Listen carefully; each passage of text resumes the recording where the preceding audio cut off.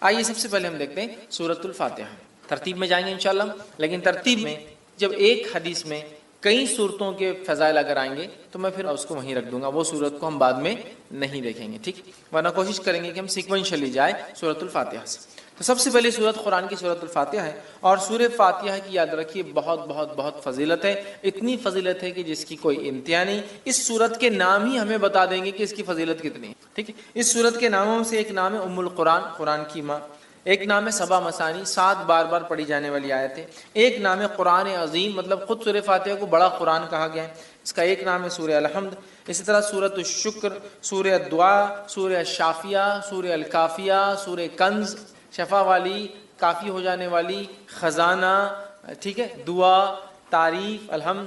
کئی نام اس کے آتے ہیں. ان کے نام ہی خود بتاتے ہیں اس سورت کے کتنے سارے فضائل. اور فاتحہ اس لیے کہا جاتا ہے کہ اس سے قرآن شروع ہوتا ہے. فاتحہ افتتاح سے لفظ آتا ہے، اس کا مطلب فتح مطلب کھلنا، اوپننگ. تو چونکہ قرآن اس سے کھلتا ہے اسی لیے اس کو سورہ فاتحہ کہا جاتا ہے. قرآن اس سے شروع ہوتا ہے. آئیے اس کی فضائل میں سے ایک فضیلت جو آتی ہے وہ یہ ہے، جامع ترمذی کی روایت ہے جو حضرت ابی بن کعب رضی اللہ عنہ فرماتے اور کہتے ہیں رسول اللہ صلی اللہ علیہ وسلم فرمایا کہا، اس ذات کی قسم جس کے ہاتھ میں میری جان ہے، سورۃ الفاتحہ جیسی سورت نہ تو توریت میں نازل کی گئی، نہ تو انجیل میں نازل کی گئی، نہ زبور میں نازل کی گئی.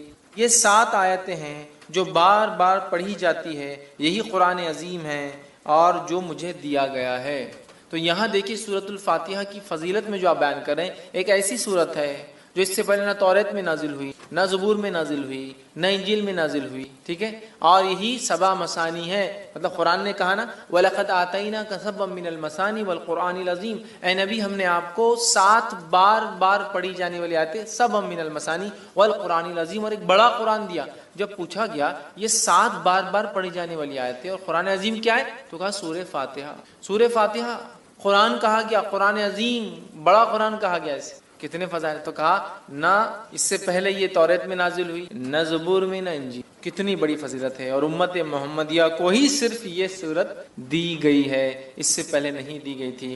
کتنے فضائل ہیں سورت کے، اس سے میں سمجھتا ہوں ہم اندازہ لگا سکتے ہیں. اسی طرح جو ہے تمام جسمانی جو ہے عوارض کے لیے سورہ فاتحہ پڑھ کر دم کرنا شفا کا باعث. تمام جسمانی کوئی تکلیف انسان کو سورۃ الفاتحہ کو پڑھ کر دم کیا جا سکتا ہے. اس کے تعلق سے بخاری کی روایت ہے، ابو سعید خدری رضی اللہ عنہ فرماتے ہیں اور کہتے ہیں کہ ہم لوگ جو ہے سفر میں تھے اور ایک جگہ جو ہے پڑاؤ ڈالا تو ایک لڑکی آئی اور کہنے لگی اس قبیلے کے سرداروں کو بچھو نے جو ہے کاٹ لیا ہے، کیا آپ میں سے کوئی ہے جو اس کو جھاڑ پھونک کرے گا، بچھو کے زہر کو اتارے گا؟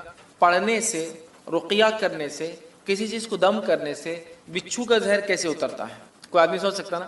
اور حدیث میں آتا ہے کہ بچھو کا زہر سورہ فاتحہ سے اتارا گیا، ٹھیک ہے؟ بہرحال میں حدیث رکھتا ہوں پھر اس کی تفصیلات سمجھاتا ہوں.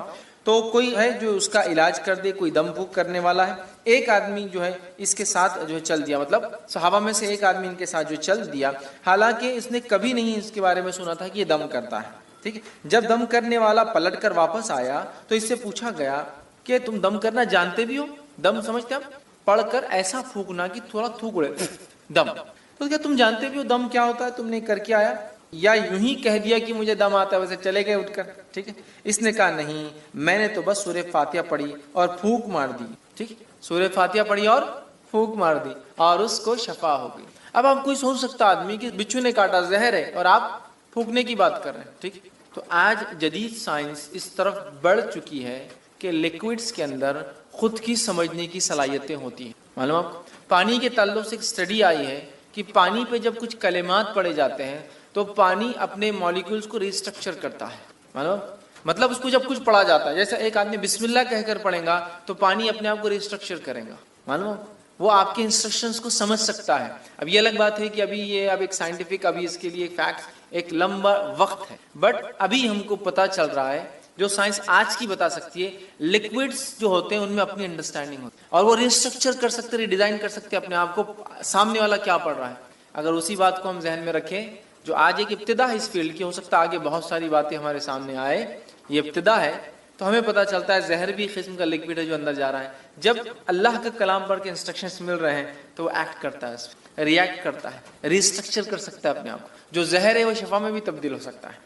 واللہ عالم. یہ تو ابھی ابتدا ہے، آگے آگے دیکھیے جو ہے سائنس دنیا کیا کیا ثابت کرتی ہے جو اسلام نے پہلے ہی بتا دیا.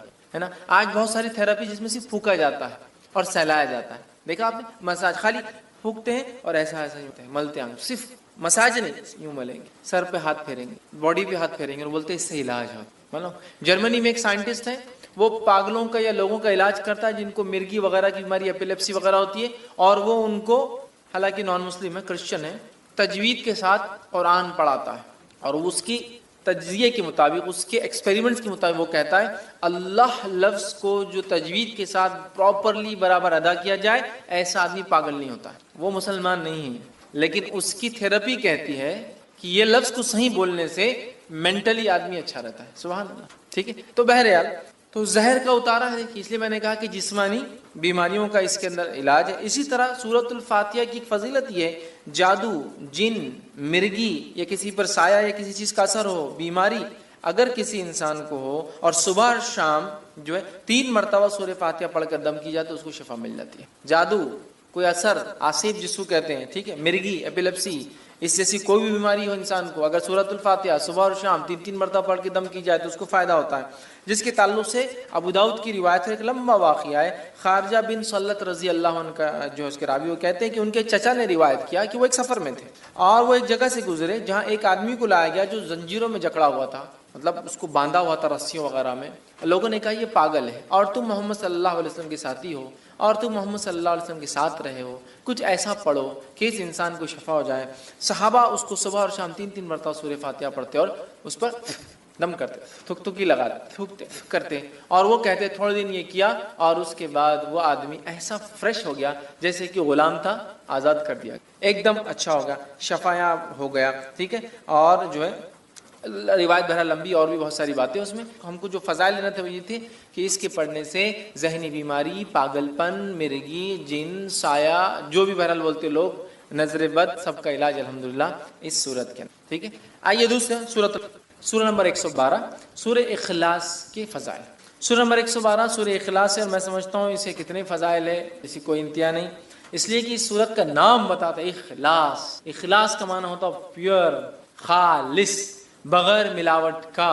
اخلاص نے کیا کیا, سورۃ الاخلاص نے رب اور رب کیا نہیں ہے اس کو فرق کر دیا, گاڈ کیا ہے اور کیا نہیں ہے اس کو ڈیفرینشیٹ کر دیا. اس لیے اخلاص صاف کر دیا, کلیئر کر دیا, پیور کر دیا, کسی بھی قسم کی ملاوٹ باقی نہ کی. رب کون ہے اور کیسا ہے. اخلاص, الاخلاص, سورۃ الاخلاص, خالص کا بولتے ہیں نا, خالص سونا, خالص دودھ, ہے نا, مطلب پیور گولڈ, پیور ملک, خالص, ساری گندگیوں سے, برائی سے, کمزوریوں سے پاک, عیب سے پاک. سورۃ الاخلاص, سورۃ الاخلاص. سورہ اخلاص پڑھنے والوں سے اللہ تعالیٰ جو ہے محبت فرماتا ہے. سورہ اخلاص جو لوگ پڑھتے ہیں اللہ تعالیٰ ان سے محبت فرماتا ہے. مسلم کی روایت ہے, ماں عائشہ رضی اللہ عنہا فرماتی اور کہتی ہے کہ اللہ کے رسول صلی اللہ علیہ وسلم نے ایک شخص کے قیادت میں لشکر بھیجا, مطلب ایک شخص کی قیادت میں, لیڈرشپ میں ایک بٹالین, ایک لشکر جو ہے آپ نے بھیجا. وہ صاحب جب نماز پڑھاتے تو اپنی قرأت میں سورہ اخلاص پر ختم کرتے, مطلب جب بھی نماز پڑھاتے جو ختم کرتے نماز تو اینڈنگ سورہ اخلاص, مطلب اگر ایک سورہ پڑھا تو دوسرا سورہ اخلاص آخر میں ہوتا ہی تھا, اینڈنگ سورہ اخلاص. آنے کے بعد لوگوں نے کہا اللہ کے رسول صلی اللہ علیہ وسلم یہ صاحب کیا کرتے تھے, ہر نماز کے اینڈ میں سورہ اخلاص ایڈ رہتا تھا ان کا ایڈیشن, تو ختم کرتے. جب لشکر واپس آیا تو لوگوں نے رسول اللہ صلی اللہ علیہ وسلم ذکر کیا, آپ صلی اللہ علیہ وسلم نے ارشاد فرمایا اس سے دریافت کرو ایسا کیوں کرتا تھا. لوگوں نے اسے دریافت کیا, جا کر پوچھا تم ایسا کیوں کرتے تھے, تو اس نے جواب دیا یہ سورہ رحمان کی صفت بیان کرتا ہے, یہ سورہ رحمان کے, رب کے اوصاف, کیریکٹرسٹکس بیان کرتا ہے. قل هو اللہ واحد, کہہ دو وہ اللہ ایک ہے, اللہ الصمد, اللہ بے نیاز, لم یلد ولم, ٹھیک ہے, لم یلد ولم یولد, وہ کسی سے پیدا نہیں ہوا اور اس کے کوئی ماں باپ نہیں, مطلب نہ اس نے کسی کو پیدا کیا, نہ وہ کسی سے پیدا ہوا, نہ وہ اس کے کوئی ماں باپ ہے, نہ اس کو بیوی ہے, نہ اس کے کوئی بچے ہیں. ولم یکن لہ کفوا احد, اور اس جیسا دوسرا کوئی نہیں. رب رحمان کی صفت یہ سورت بیان کرتی ہے. تو اس شخص نے کہا مجھے چونکہ اس میں رحمان کی صفتیں بیان ہوتی ہیں اس لیے میں اس کو پڑھتا ہوں, لہٰذا میں اسے پڑھتا ہوں اور اس کو پسند بھی کرتا ہوں چونکہ اللہ کی صفتیں ہیں.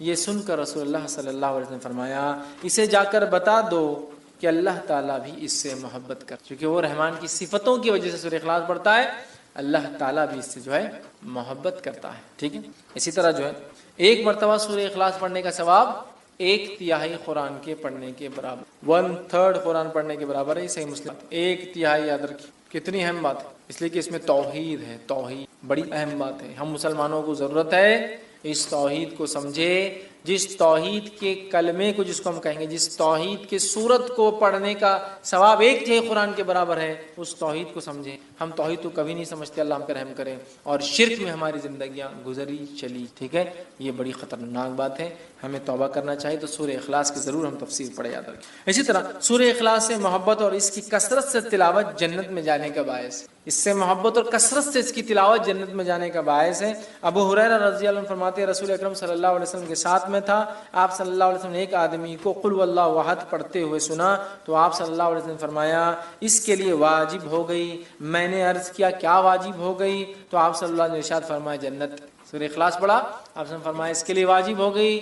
میں نے پوچھا کیا واجب ہو گئی اس کے لیے؟ تو کہا جنت۔ تو ابو کیا لگ رہا؟ صرف قل اللہ احد اللہ الصمد لم یلد ولم یولد ولم یکن له کفوا احد، ہاں جنت میرے واجب ہو گئی۔ یہ کلمے کے مطابق میری پوری زندگی گزرے مجھ پر جنت، یہ کلمے کے مطابق میری پوری زندگی گزرے اور میری موت اخلاص توحید پر ہی آئے، یہ میرے لیے واجب ہے، اب جنت ملے۔ تو آپ سمجھ رہے ہیں کتنی اہم بات ہے، سورہ اخلاص معمولی نہیں یاد رکھیں۔ اسی طرح جو 10 مرتبہ سورہ اخلاص پڑھنے والے کے لیے جنت میں ایک گھر تعمیر کر دیا جاتا ہے۔ اب آپ دیکھیے غور سے، یہ پہلی صورت آئی جس میں کوانٹٹی آئی، کتنی بار پڑھنا ہے، باقی کسی میں بھی کوانٹٹی نہیں تھی اب تک۔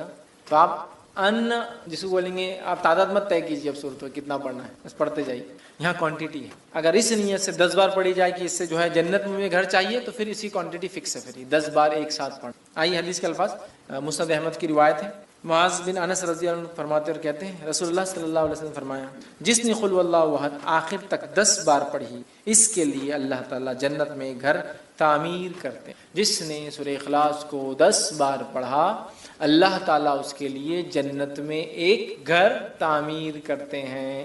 سمجھ رہا بات کو؟ گھر تعمیر کرتے اللہ تعالیٰ کس شخص کے لیے؟ جو سورہ اخلاص کو 10 بار پڑھتا ہے، یاد رکھیں۔ تو آپ دیکھیے کتنی بڑی فضیلت ہے کہ 10 ٹائمز کا ریسیٹیشن جنت میں ایک گھر، مذاق نہیں، مذاق نہیں، ٹھیک ہے۔ اسی طرح شیطان کے وسوسوں سے بچنے کے لیے سورہ اخلاص پڑھ کر بائیں جانب، ٹھیک، بائیں مطلب لیفٹ ہینڈ جو ہے 3 مرتبہ تھوکنا چاہیے۔ یہ وسوسے جو کنٹینیو آتے ہیں نا، اس کا بھی علاج ہے، ٹھیک ہے۔ حدیث کا الفاظ سنیے، جو ہے ابو داؤد کی روایت ہے، جو ہے ابو سلمہ بن عبد الرحمن رضی اللہ عنہ کہتے ہیں کہ رسول اللہ صلی اللہ علیہ وسلم نے فرماتے ہوئے سنا ہے کہ ایک وقت آئیں گا لوگ ایک دوسرے سے بہت زیادہ سوال کریں گے، بہت زیادہ سوال کریں گے، حتیٰ کہ ایک کہنے والا کہیں گا اچھا مخلوق کو اللہ نے پیدا فرمایا۔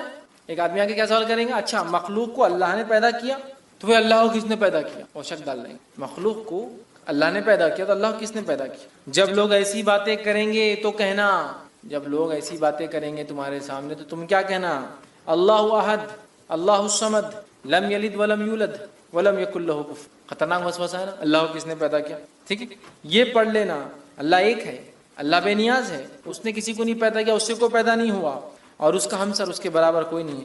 پھر 3 مرتبہ بائیں طرف لیفٹ ہینڈ کی طرف تھوک کر شیطان سے اللہ تعالیٰ کی پناہ طلب کرنا۔ ادھر تھوکنا ہے لیفٹ ہینڈ، اعوذ باللہ من الشیطان الرجیم، یہ پڑھ کر 3 بار تھوک کر شیطان سے اللہ تعالیٰ میں پناہ لینا، اعوذ باللہ من الشیطان الرجیم۔ نماز میں وسوسے آئے تو اس کا طریقہ الگ ہے، نماز میں وسوسے آئے اعوذ باللہ من الشیطان الرجیم، ادھر تھوکنا ہے لیفٹ ہینڈ، اور اللہ تعالیٰ کی ذات میں وسوسہ ڈال رہا ہے غیر نماز میں، اللہ احد اللہ الصمد لم یلد ولم یولد ولم یکن لہ کفوا احد، ادھر تھوکنا ہے لیفٹ ہینڈ، تو یہ نکل جاتا ہے۔ اب ایک چیز چونکہ میں نے بول دیا ہوں تو اب اس کو کچھ نہ کچھ لاجیکل آپ کو کچھ آنسر دیتا ہوں بات سمجھنے کی۔ اللہ کو کس نے پیدا کیا؟ لوگ سوال کرتے ہیں، بہت سارے ایتھیسٹ وغیرہ ایسے لوگ ہم سے بھی کر سکتے دعوتی فی، ٹھیک، یا وہ لوگ جو اللہ کو نہیں مانتے ہیں، گاڈ کو نہیں مانتے، کریٹر کو نہیں مانتے ہیں۔ میں ایک ایگزامپل دے کے بات سمجھاتا ہوں۔ اگر کوئی بول رہا ہے کہ بی کو کس نے پیدا کیا، تو ہم کہہ رہے سی، تو سی کو کس نے پیدا کیا، تو ہم کہہ رہے ڈی، تو ڈی کو کس نے پیدا کیا، ہم کہہ رہے ای۔ کوئی نہ کوئی تو فرسٹ ہوگا جس کو کسی نے نہیں پیدا کیا ہوگا، ورڈ نیچرل ہے۔ آپ کتنا بھی لمبا جائیے، جانے کے بعد ایک سرٹن پوائنٹ پہ آ کے آپ کو یہ بات تو ماننا پڑیں گی، کوئی ایک تھا جو بغیر بنائے بنا ہے۔ دیکھیں اللہ کو کس نے پیدا کیا، اس کو کسی نے پیدا کیا، تو اس کو کس نے پیدا کیا، پھر اس کو تو بات تو وہی چاہ کے پھر جو فرسٹ ہے پھر وہی ہوگا، اس کو کس نے پیدا کیا۔ کوشچن تو اینڈ لیس ہے۔ تو ہم کہہ رہے ہیں جو نہیں پیدا ہوا اللہ ہے، اور جس سے سب کچھ پیدا ہوا وہ اس کی مخلوق ہے، ختم۔ کوئی بتا بی کو کس نے پیدا کیا، تو آپ بول رہے نہیں سی تو ہوں گا نا کوئی، تو میں بول رہا سی کو کس نے پیدا کیا، تو آپ ڈی ہوں گا، اچھا ڈی کو کس نے کیا تو ای ہوں گا، تو اینڈ لیس چلتی جا رہی بات۔ تو کوئی نہ کوئی ایک ہے ذات جس سے ابتدا ہونا چاہیے پورے کائنات۔ لیکن اس بات پہ زیادہ غور و فکر نہیں کرنا چاہیے. میں نے صرف لاجیکل آپ کو ریزننگ کے لیے بات کر, فکر کرنا نہیں چاہیے, اور ایسی کبھی خیالات آئے تو اللہ میں پناہ مانگنا چاہیے شیطان مردود سے, اعوذ باللہ من الشیطان. اور طریقہ بھی اب ہم کو پتہ چل گیا. یا ایمان کی کمزوری کی جو دعا ہے وہ بھی آپ پڑھ سکتے کسی بھی چیز میں. رضیت باللہ ربا وبالاسلام دینا وبمحمد نبیا, یہ خاص طور سے ایسے سوال کوئی لائے تو آپ سے فرمایا اللہ احد اللہ الصمد لم یلد ولم یولد ولم اعوذ باللہ من, یہ اس کا طریقہ ہے. ختم. لاجیکلی آپ کو ایکسپلین کر دیا میں نے. ٹھیک. نبی اکرم صلی اللہ علیہ وسلم جب طواف کر لیتے تو 2 رکعت جو نماز پڑھتے اس کے بعد تو اس میں پہلی رکعت میں کافرون اور دوسری رکعت میں سورہ اخلاص کی آپ صلی اللہ علیہ وسلم جو ہے تلاوت کیا کرتے تھے. اسی طرح آپ جب 3 وتر پڑھتے 3 وتر کے اندر پہلی رکعت میں سورہ اعلیٰ, دوسری رکعت میں سورہ کافرون, تیسری رکعت میں سورہ اخلاص پڑھتے تھے. اسی طرح نماز فجر کی پہلی رکعت میں آپ قل اللہ احد اور دوسری رکعت میں قل یا ایھا الکافرون ہی پڑھا کرتے تھے. شارٹ نماز پڑھتے تھے, یہ لمبی پڑھے تو سورہ اعلیٰ ہے نا, اور دوسری چیز سورہ جمعہ ہے, سورہ منافقون. بہرحال تو آپ پڑھا کرتے.